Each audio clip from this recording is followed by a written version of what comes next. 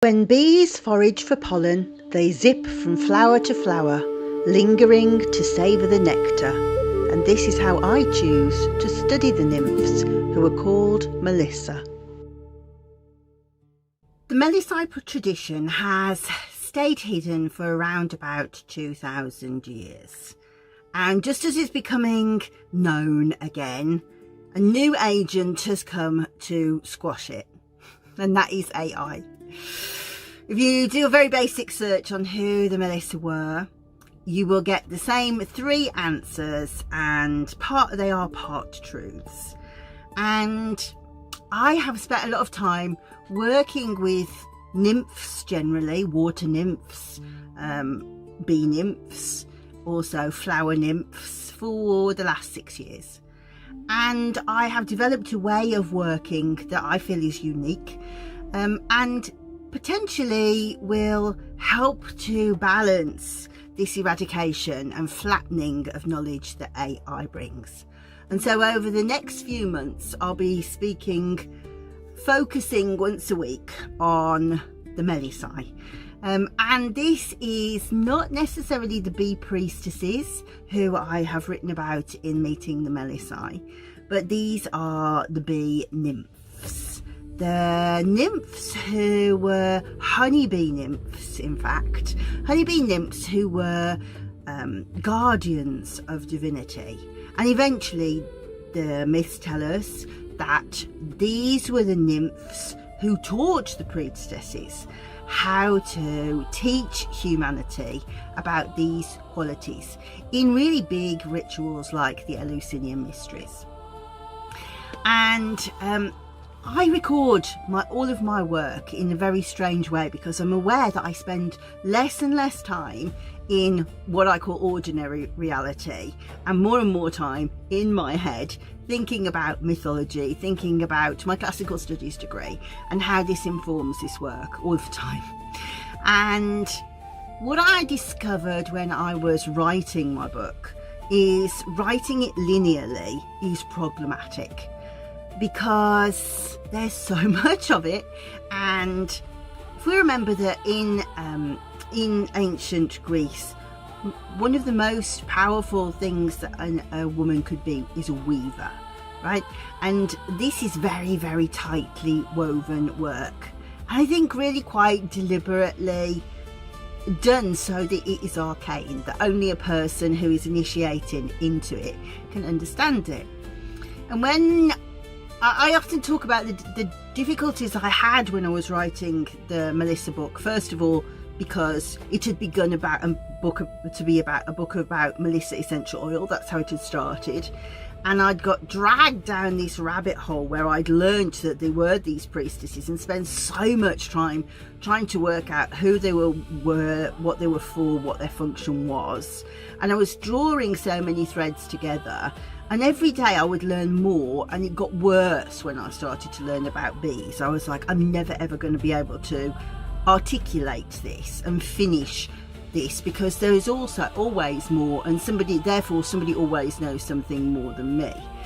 And eventually my imposter syndrome calmed down and said, this is the 21st century way to say you have to know everything, but this isn't a 21st century tradition. It's really ancient. And so the whole point of it is continual learning. And so how I store things now are in journals, and I do them that have got loads and loads of sort of envelopes and flaps and little places to put more and more information. And I write huge amounts down, but people don't get to see those. So I thought over the next few weeks I would really delve down deep into the Melissa nymphs to try to put together more information and really weave between the lines of the myths and actually the archaeology, to try to understand what was going on outside of what AI gives us as one sentence. And so, for example, the most important job of the Melissae nymphs, the honeybee nymphs, was that they were the nursemaids of the gods. So over and over you see this story that something happened to a god, and for whatever reason they needed a nursemaid, and the nursemaid would be a Melissae. They were sent to the bees. So why is it the bees? And you know, as we start to think about that, if we are a Melissa, I am a Melissa, and I take myself back 3,000, 4,000 years earlier, and I'm in this cave with Zeus or Dionysus or Apollo, all of them raised by Melissae, and I'm left there with this child. Why me? Why is it me? What do I know? And this is kind of informed by an obsession that I had for a long time about the Vestal Virgins. So the Vestal Virgins served in Rome for 30 years. They were like, well, actually the tradition was thousands of years long, but a Vestal Virgin would be recruited at the age of 6, and she had to do 30 years of service. And in that time, she had to be chaste and live in a very strange way, irrelevant to this video. But what we know is that this 30 years was broken down into 10 years learning, 10 years actually like serving, being the Vestal Virgin, and then 10 years passing on the tradition. So I kind of became quite obsessed with, well, what are these things that they are learning? And it's really impossible to find them in literature. They're just not there. But the Melissa tradition is somewhat different in that it is incredibly ancient, but we also say ever new, because there is always these women around who are interacting with bees, doing sacred work, doing spiritual work, working with the bees as spiritual teachers. The bees are their spiritual teachers, and producing new stuff. And so the tradition is ever new. And so for a long time I was like, oh, I just don't want to really give away any secrets. But as I've started to work, I've thought there are secrets that are not secrets at all. They're just that you have come to learn them by observing, just observing all of the time. So a question, for example, might be, if you were to raise a god like Zeus, and you are in this cave, which cave? There's 2 different caves, so we'll look at the different caves, you know, from different perspectives. If we were in this cave and we had this god, and you know, he's firing lightning bolts all over the way, what does it take to feed him? So apparently he only feeds on honey.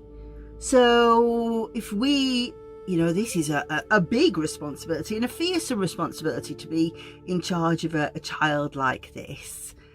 Well, how do we ensure there is that much honey? How many bees do we need? How many flowers do we need? What kinds of flowers, you know?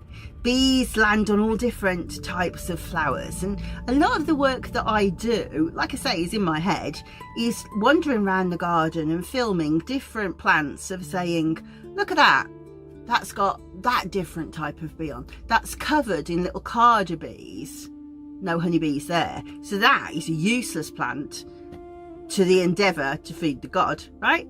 So when we're starting to think about, well, what does it take?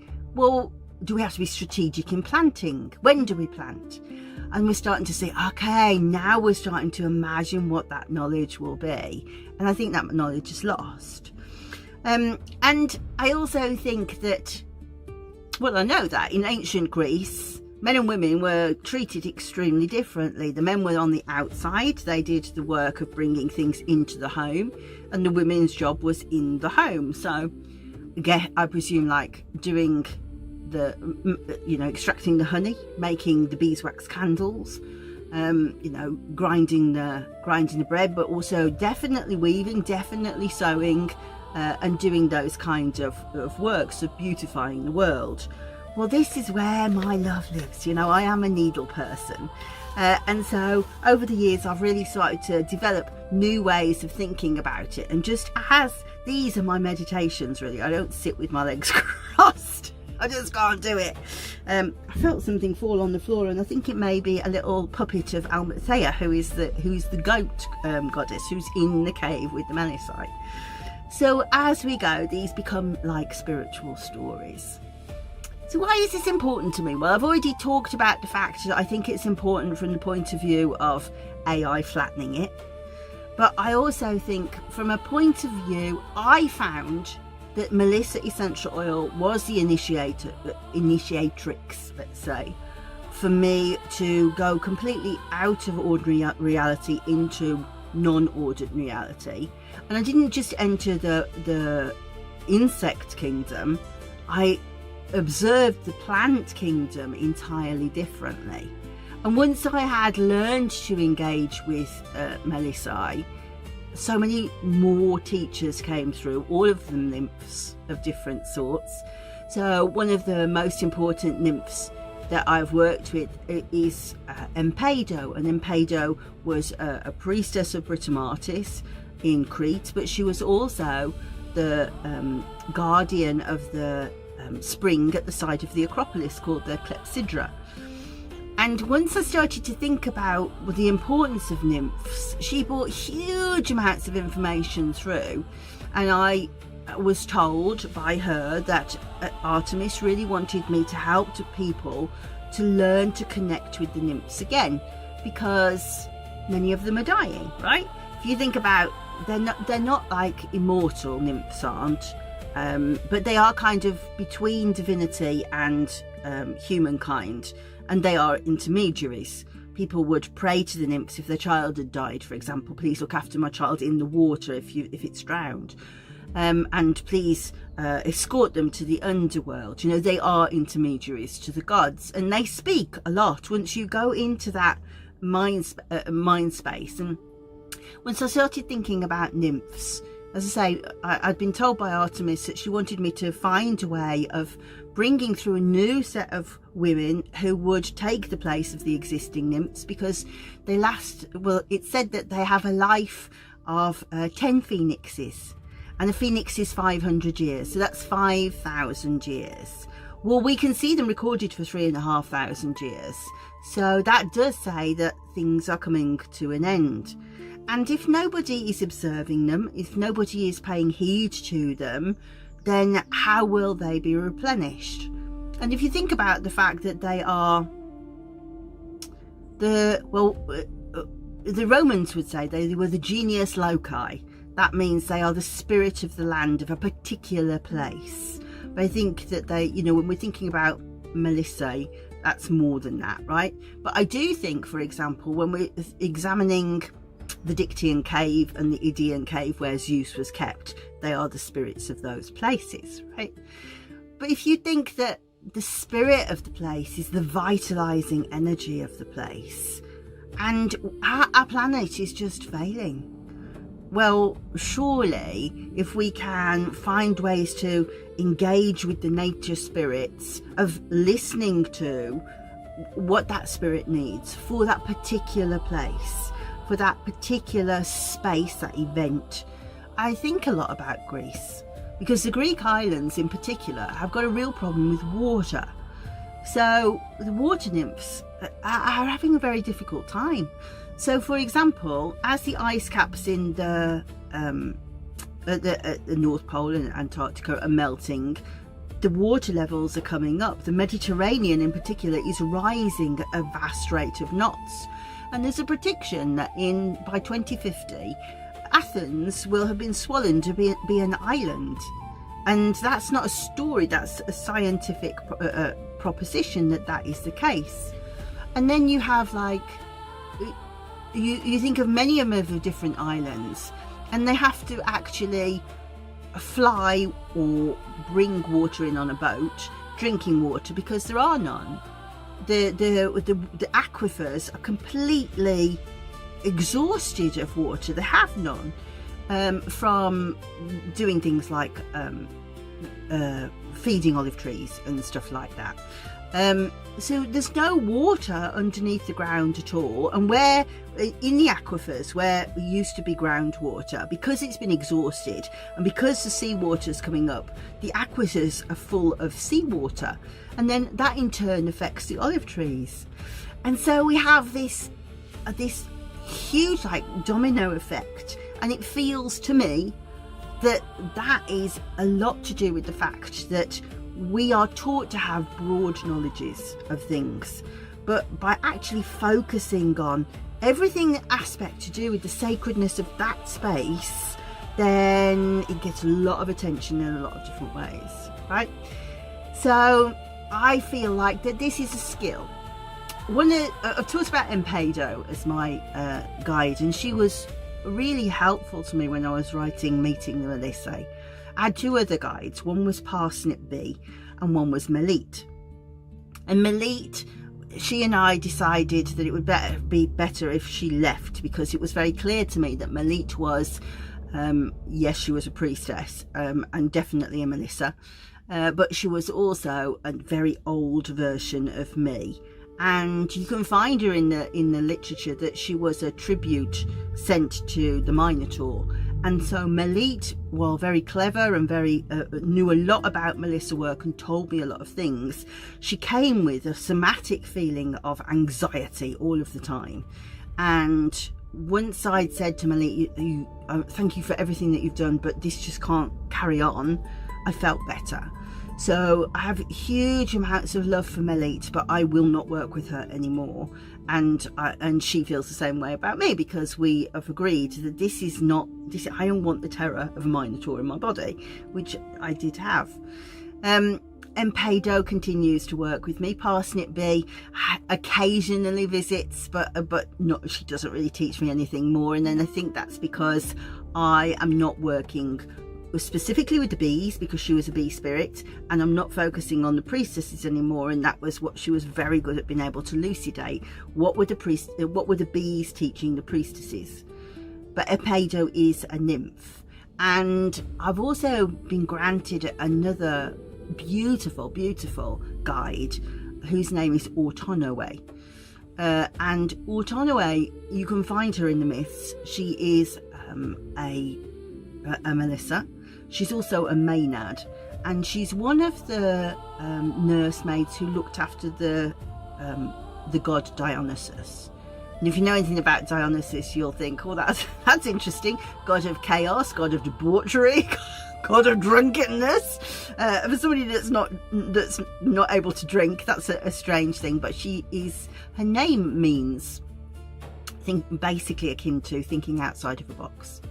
And once I started working with her, I started to really start thinking about recording my thought processes.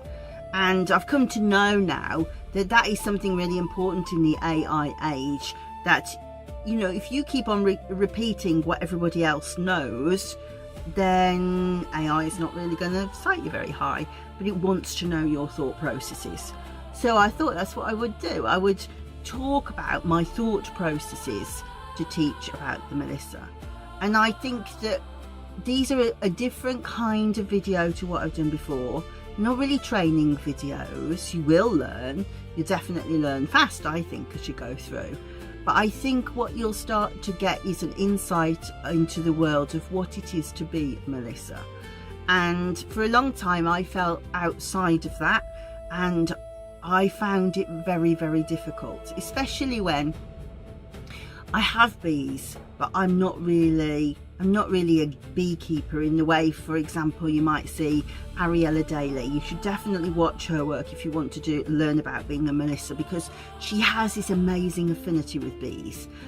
I don't. They sting me, and I'm like, most years I'm like, are you going to go yet? Have you finished with me yet? What was really interesting was I'd said, what am I supposed to do this year? And 8 swarms all came in a week, and I was like, oh, you're not going, are you? You're not going. And once I accepted they're not going, I've got a new thread to learn. Huge amounts of information started to download, and I'm hoping that what will happen is other people who are interested in connecting with nymphs will go, that's interesting what she's doing. I wonder if that'll help me, because I think the way that you record information, the way that you tap into it in your brain, it is quite interesting. So I'll show you a few things. So for example, I mean, they're not that exciting really, but this is a Melissa that I made myself. She is all she's got lovely woolly hair look, and for example, the reason why she's got woolly hair is I felt that a bee herself actually has that wooliness around her head, and when they're old, one of the things that happens is that all of this gets licked off. So you can tell an old bee because she's kind of got straggly rubbish hair. So this is a new bee. This is a nymph, right? Well, she's just hatched. A nymph is like the larvae of a bee, an unhatched bee. So here she is. She's in her majestic nature, and of course she has this beautiful wings and she's dripping with honey. So immediately we've kind of, what I wanted to do is kind of bring her into my thoughts in a way of like, well, what is a nymph? I would say I am clairvoyant, but I'm more clairaudient and clairsentient. And so I can hear the nymphs very clearly. I wake up knowing exactly what they've told me most mornings. I can engage with them in thought processes. I can feel them in my body in the same way that I could feel Melitte, but I only have a vague sense of what they might look like. I don't see them as visions. So actually bringing her in and thinking, well, what might she look like? She's starting to come into my world. She's starting to take form, and this helps me. And so you can see that it started off as being an envelope. So the envelope starts here, and then there's a book attached to it. And these start off as scraps, really. So this book began as a book that I made for when Debbie Atterby came over and we did workshops, and there was a few left over, so I just thought I'll go back to these scraps again, but I had to cover it, so I've stitched all the covering, and you'll see, like, I don't even remember what that's for, but I'll come back to it. So this says those immortals cannot be killed. Abratos, not for mortars. So that's talking about ambrosia. Ambrosia comes from the words abratos, not from mortals. Ne means negative particle. So I would never have remembered where I'd written that before. So now I can just kind of look and go, where did I write it? And so, for example, it says, when did the ambrosia nectar become the food of the gods? And James Fraser in 26 said, Zeus made his father drunk with honey wine and bound him fast. So this is like, so when we come to talk about Zeus coming out from the Melissae, he graduates from the cave when out of the education of the Melissae, then suddenly he's powerful enough to overcome the Titans. And how does he do it? Well, he does it with ambrosia wine. And ambrosia wine is something he's clearly learnt in the cave. Well, that's interesting, right? That's not written anywhere, but you can put the pieces together. So yeah, you'll be able to see all of these things, and I'll just flick through so you can see. So for example, this is Parnassus. I think this will become a thumbnail. So Parnassus is where the oracle of Delphi is, and the Thriae and also the Corycian nymphs, they're all play part in the Melissae myths. And so I wanted to be able to visualize, well, but where is it? Where is it? What does it look like? Well, this is a photo that somebody had taken in Parnassus, and I've transposed it onto t-shirt material, and then just like stitched the contours, because it said that the nymphs who raised Apollo live in a ridge just under Parnassus. So I wonder where that will be. I've decided it's there, right? And so in my brain, when I'm starting to think about them and dream them, I'm going there, right? So I think it's nice. I hope that you will enjoy it. And as I say, I'm a messy writer, so there's lots of cuttings out, but also lots of notes just stuck in bits of paper. But then bees need flowers, right? So pressed flowers. So as we go, hopefully you'll learn not only about the Melissae, about nymphs, but also about what is it called? I think it's called in Christianity, like the monks. I think it's something like lector divino or something like that. But the actual process of dissecting the scripture is a spiritual practice in its own right, and trying to actually understand and see within and what can I learn from is a spiritual practice. And so these are spiritual storytelling.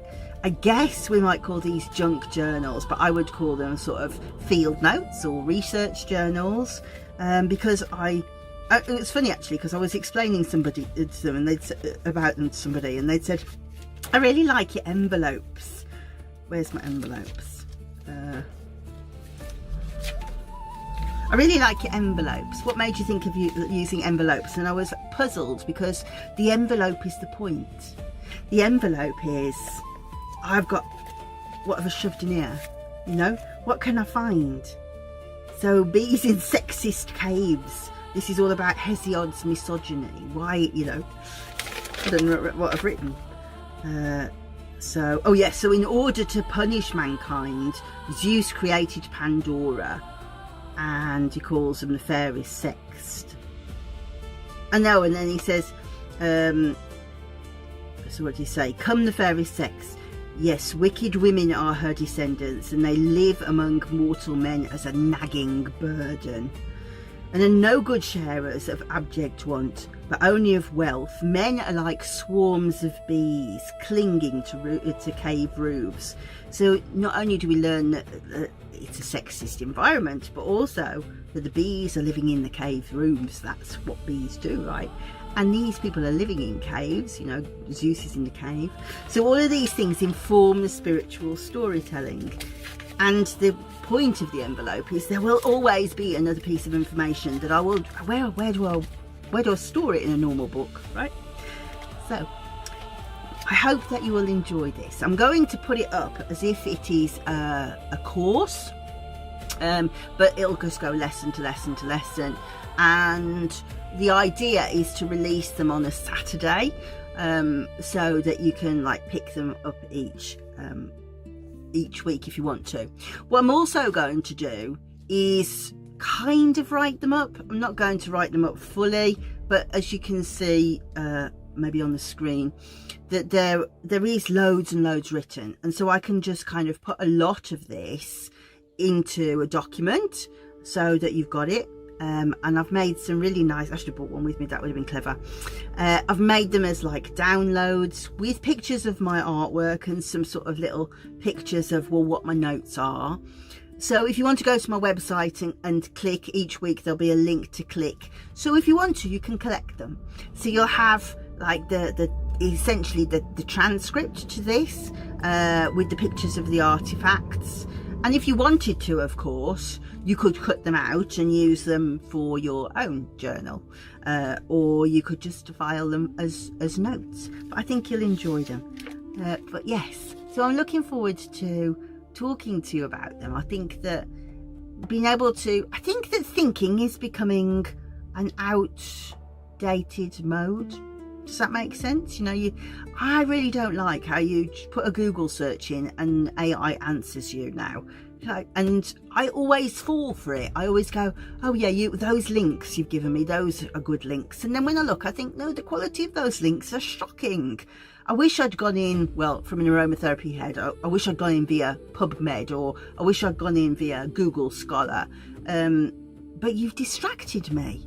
So this is kind of hopefully the antidote to that, to say, look what I found in some bizarre like poem that we've studied at college that definitely AI is not going to find unless you point to it, because it collects from the like the most authoritative, like loads and loads of people saying the same thing. Well, I mean, funny, I want to hear the same thing as everybody else. I've got that information, and now I want to go deeper.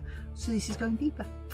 Anyway, that's my explanation to you. As I say, watch the video, but then if you want to, click the link and hopefully you should get a really nice thing to download and inspiration to do some kind of journal of your own. Whether you decide to do it the same way as me is up to you, but I hope to make this a very female exercise. Sorry blokes. A very female exercise. The Melissae is a female tradition, as I say, incredibly ancient but ever new. So this is my version of the ever new. See you in the next video. So the next video is going to be an explanation of who the Melissae were. If you enjoyed that video, don't forget to like and subscribe. Also, know that there is an ongoing playlist. If you want to find the playlist, you'll find it in the description. Also, don't forget that you can download the notes by going to the description. It'll take you through to my page, and there's a download with my artwork for you to examine and to keep for yourself if you'd like to. And if you want to explore more about the Melissae, this is a book I wrote about the priestesses who were trained by the nymphs and are a really big part of ancient Greece actual life. They were the presidents of the largest initiation of the ancient world, and you can find that by going on Amazon. Incidentally too, if you have enjoyed this video and you would like to help promote it, obviously like and share, great, but you might find underneath the video the option to hype it, which YouTube has very generously given to us because we are starting to soar with our content. And so if you hype it, it will suddenly show it to lots and lots more people, and it's a way to help us. But yeah, this is your way to support the cause, really. And yeah, I hope you have enjoyed it. Incidentally, sorry about the mess. If you think that's bad, you should see it that way. But we'll see you in the next video. Don't forget to turn up